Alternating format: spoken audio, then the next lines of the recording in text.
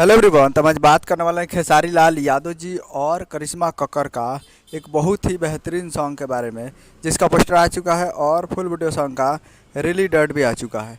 और इस गाने को लिखे हैं अभिषेक भोजपुरिया जी और इसमें म्यूजिक दिए हैं जय गुरुदेवा जी।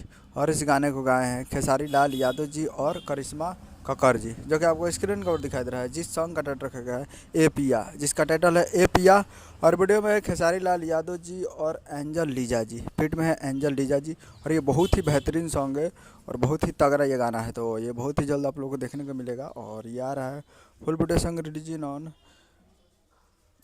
13 जनवरी 2026 को सुबह 7 AM पे फुल वीडियो सॉन्ग को रिलीज़ किया जा रहा है। यानी टुमारो यानी कल सुबह में इसको 7 बजे ही रिलीज़ किया जाएगा। तो आप लोग तैयार रहेगा। और बहुत ही ज़बरदस्त ये गाना है, सुनने में आ रहा है तो बहुत ही ज़बरदस्त है और तगड़ा गाना आ रहा है। तो आप लोग तैयार रहेगा कल सुबह में 7 बजे एंजल लीजा जी के साथ, खेसारी लाल यादव जी के साथ।